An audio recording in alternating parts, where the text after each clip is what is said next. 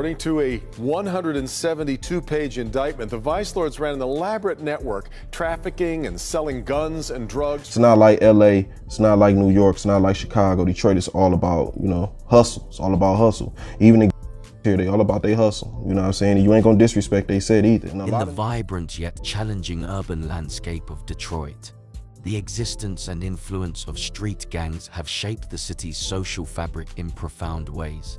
Among the myriad of groups, each with its distinct identity, ethos, and territory, these gangs include 44 DWBITM, East Warren Crips, 6 Mile 5 Juice Hoover Gangster Crips, 135 Pirus, Rolling 60s Neighborhood Crips, 6 Mile 4 Line, 4 Gang Project Crips, Unknown Vice Lords, and the 8 Mile Sconies.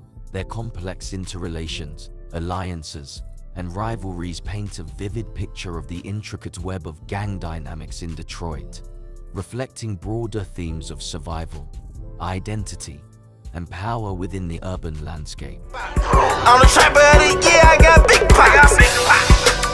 I'm about to hunt you. The 8 Mile Sconies scams a young set encompass a unique coalition of 3 distinct factions. The scams themselves, the Bloods, and the Vice Lords. Despite their diverse affiliations, their primary loyalty lies with the scams, prioritizing the interests of 8 Mile above all else. Their stance towards neighboring gangs is mostly neutral, with the notable exception of ongoing tensions with the Rolling 60s. They got me paranoid, I got them blue jeans riding past the troop. Hit them in the not a snitch, we all taking our charges to the chin. Walk up on them, type the glass with the Unknown Vice Lords, located in the area stretching from 7 Mile and Lasher to Evergreen, have a close alliance with Band Crew. Key figures within the music scene from this group include rappers 7 Mile Dino and 7 Mile GK, who both represent their affiliations through their art. I hit that block with Drake and threw 30 in that whip. They spoke on my name. The 4 Gang Project Crips are embroiled in disputes with several groups within various Bloods factions. They maintain alliances with 1000 TG, Hustle Boys, Gutter Boys, Boss Hogs, and 3G Sosa World. Representing them in the music scene are rappers 264 Quez and 752 Horse, who contribute to the group's cultural and social identity. The other like 50, now that's a rolling 60. You know the kid crippin', click on what I'm sipping. I might just get the jittin', throw the ass a little hard, I might just get the tipping. The Rolling 60 neighborhood Crips are based in the area around East Jefferson, particularly within the Jefferson, Chalmers neighborhood. Among their ranks is the notable rapper Big Baby Ran, who represents this group within the music scene.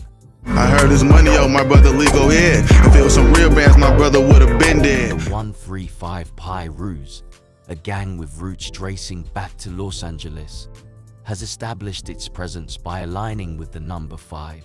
Their rivalries extend to any groups associated with the number 6, including Crips and Gangster Disciples, among others. They are particularly known for their stance of opposition, symbolized by their claim of 6K, indicating their adversarial relationship with these factions.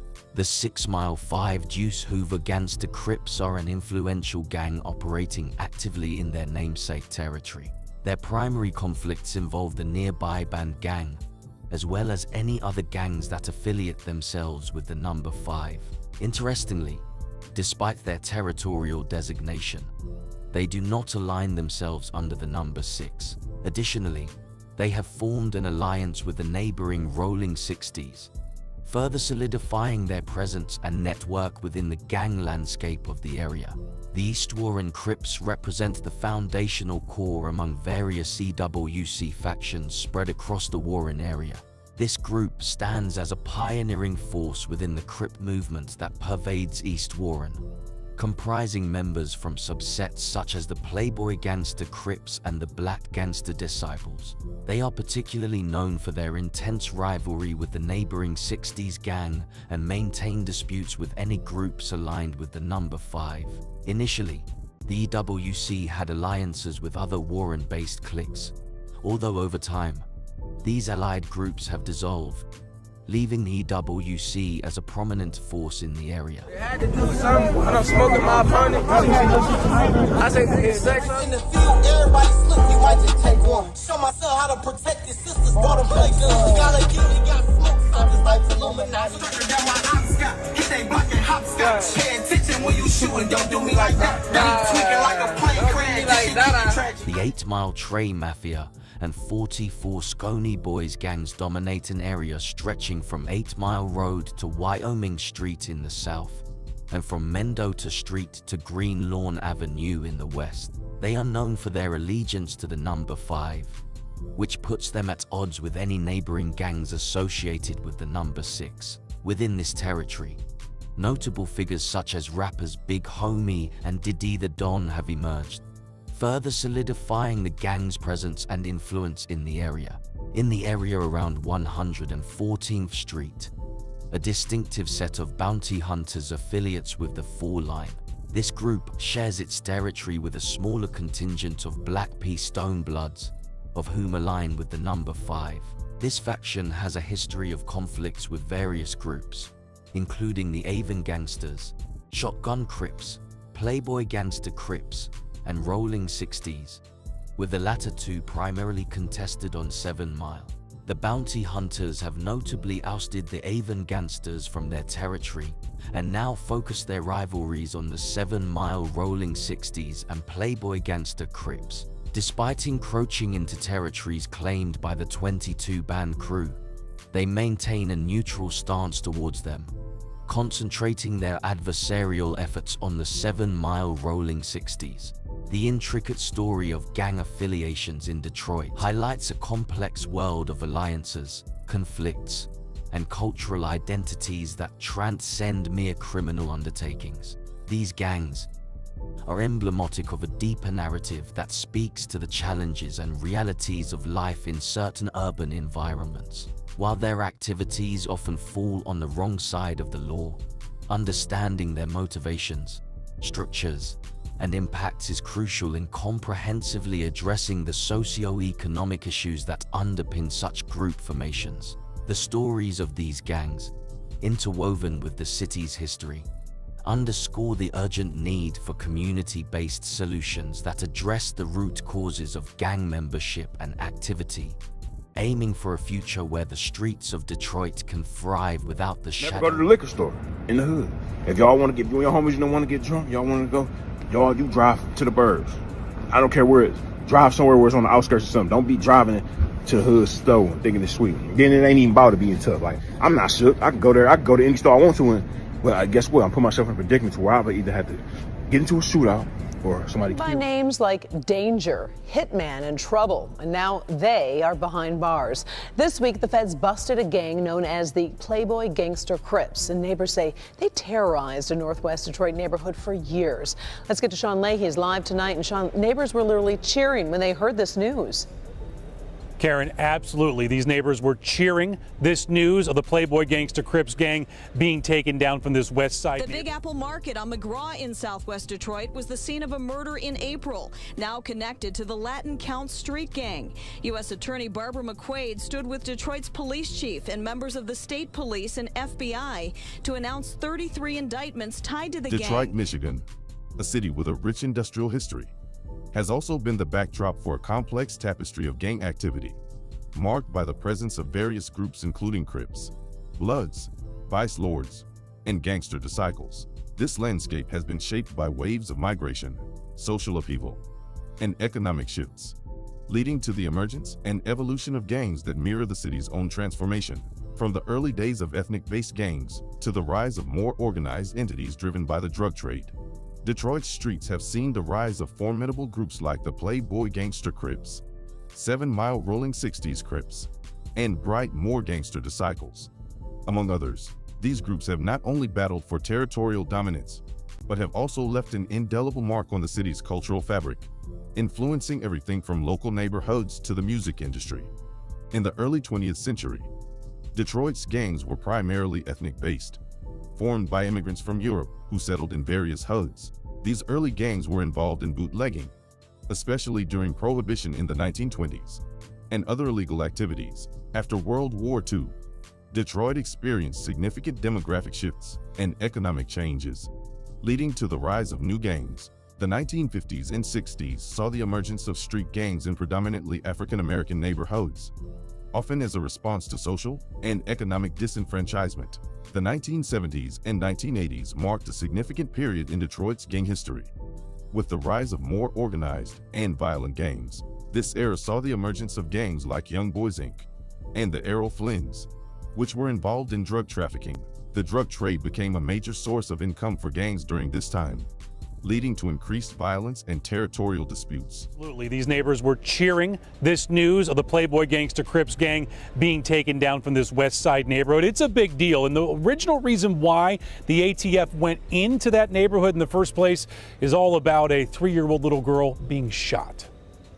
These are images of an ATF roundup Thursday of a street gang operating on Detroit's West Side. The reaction from people living here on Trinity Street sounds like this.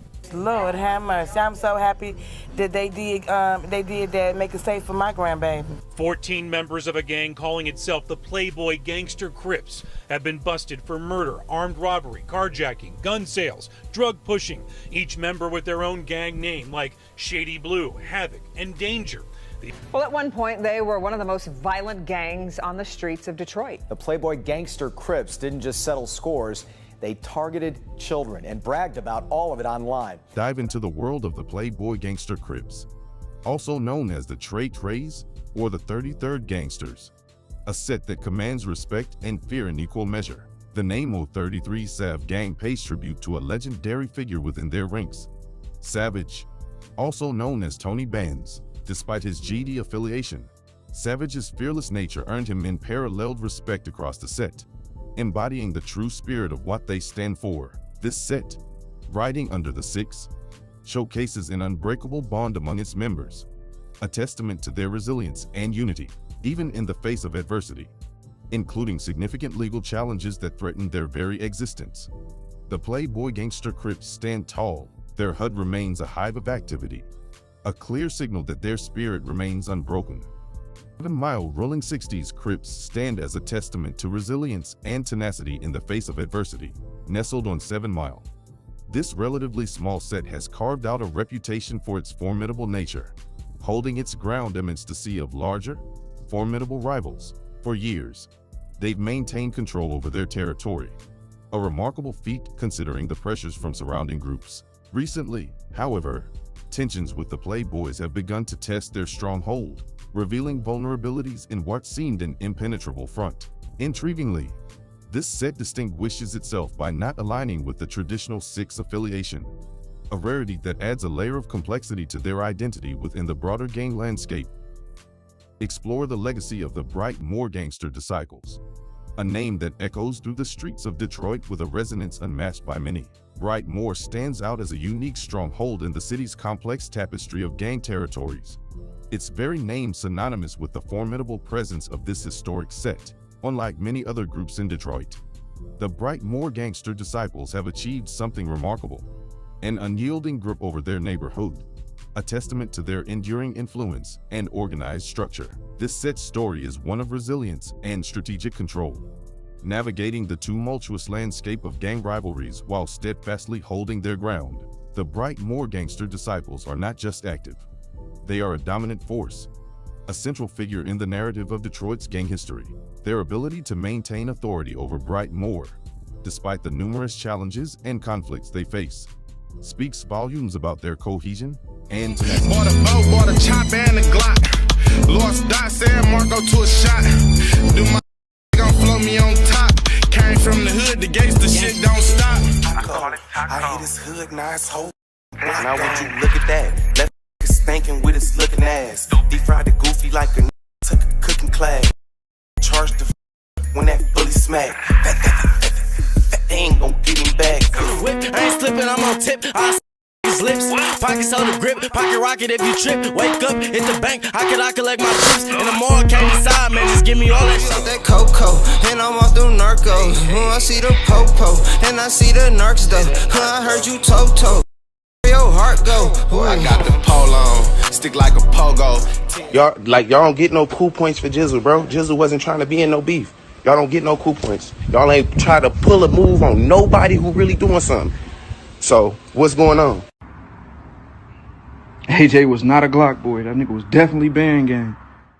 Bandgang and Shredgang, two prominent groups in Detroit's urban landscape, have carved out a significant presence beyond traditional gang affiliations. While not officially tied to the Bloods, many members within these groups align with the 5-point star, often associated with the People Nation Alliance, which includes vice lords among its ranks.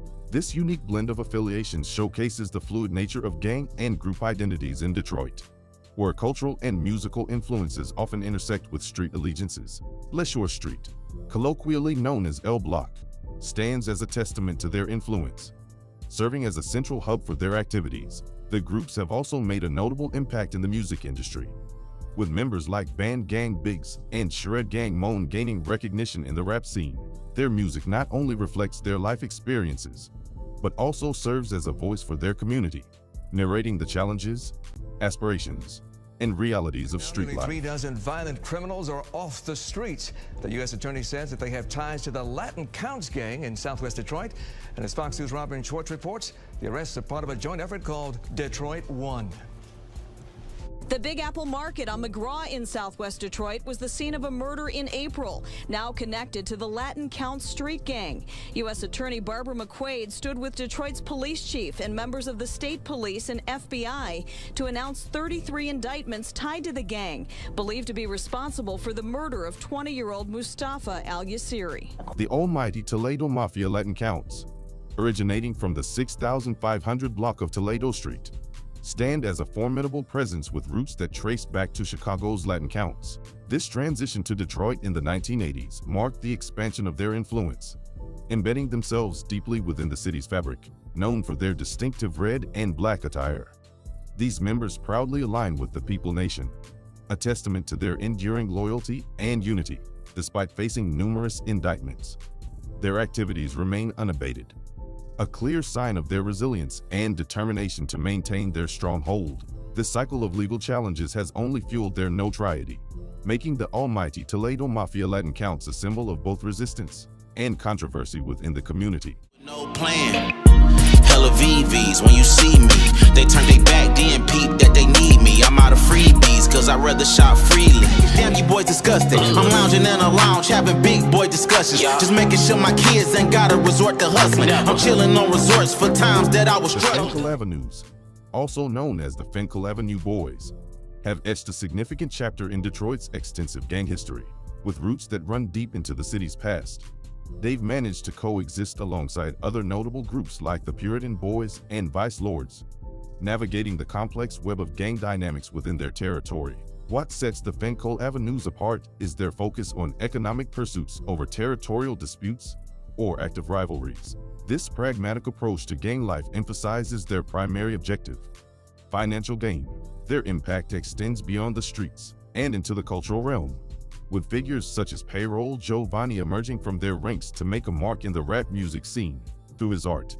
The narrative of the Fenkell Avenues and their ethos of prioritizing economic advancement over gang conflicts is further propagated, offering a glimpse into the motivations that drive their operations. Never go to the liquor store in the hood. If y'all want to get, you and your homies, you don't want to get drunk, y'all want to go, you drive to the burbs. I don't care where it is. Drive somewhere where it's on the outskirts or something. Don't be driving it to the hood store and thinking it's sweet. Then it ain't even about to being tough. Like, I'm not shook. I can go there. I can go to any store I want to.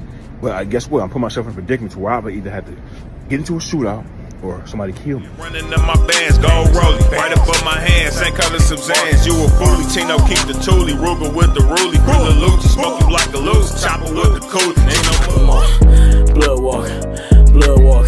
Since you talking gay shit, let me thug talk. Saying nothing I ain't never heard of. Hey, watch what you say, pull up where your baby mama stay. Broad day, no shirt on, let the llama spray. The Bloods off East 7 Mile and Albion, also known as the A-Block Boys, represent a distinct faction within Detroit's complex gang landscape, situated in a specific enclave of the city.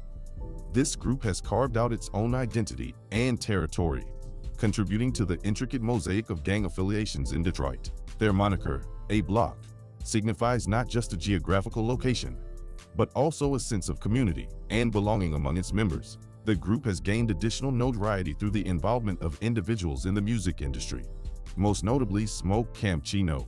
As a popular rapper, Smoke Camp Chino has brought a spotlight to the A-Block Renyan boys, using his platform to express narratives that reflect the realities and experiences of gang life in Detroit. Through his music, the challenges, aspirations, and day-to-day experiences of the group are articulated, offering a window into a world that is often misunderstood. The 07B, an expansive black piece stone set located along the 7-mile stretch, stands as a formidable presence within Detroit's complex gang landscape, with deep-seated roots in notable locales, such as the Imperial Manor Housing Apartments and the Park Plaza Apartments. The Black Piece Stones have established a significant stronghold in this area, while the renovation of the Country House Apartments has slightly reduced their visibility there. Their influence remains palpable across their traditional territories. This group is known for its extensive network, with connections that possibly extend to shared territories with the nearby mob assassin Pirus, indicating a complex tapestry of alliances and territorial demarcations. Operating under the banner of the Five, the 07B actively distinguishes itself from sets aligned with the Six, setting the stage for long-standing rivalries that define much of their interactions with other groups. The East Side Rolling 80s Skyline Pirus represents a unique chapter in Detroit's gang narrative, embodying the transposition of gang culture from one city to another. Despite their roots on the west side of Detroit, they carry the East Side moniker as a homage to their origins in the eastern part of San Diego, California, illustrating the complex identities that often characterize gang affiliations. As one of Detroit's most prominent Pirus gangs, their influence spans across various neighborhoods, though it's important to highlight that their presence on the west side is among their few concentrated areas. This distinct positioning underscores the fluid nature of gang territories and the ongoing negotiations of power and space within the urban landscape. At one point, their influence extended towards the iconic 8-mile boundary, but these confrontations have reshaped the map of their control. 50 zone. What you hearing about, baby? I was 6 years old. My older cousin blew his head off. All that gang shit.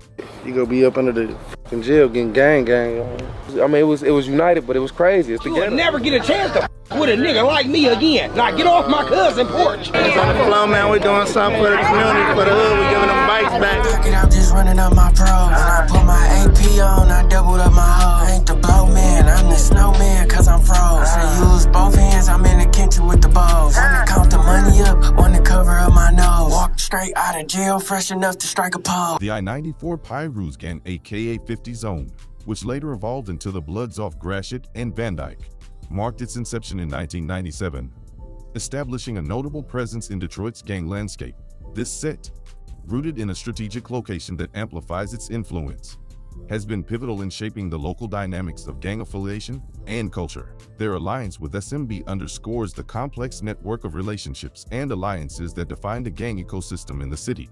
This group has not only made its mark through its activities on the streets, but has also significantly impacted the music scene in Detroit. Rappers such as Sada Baby, Skilla Baby, Big Cope, and 50 Swin have emerged from this set, bringing a unique voice and narrative to the forefront of the industry.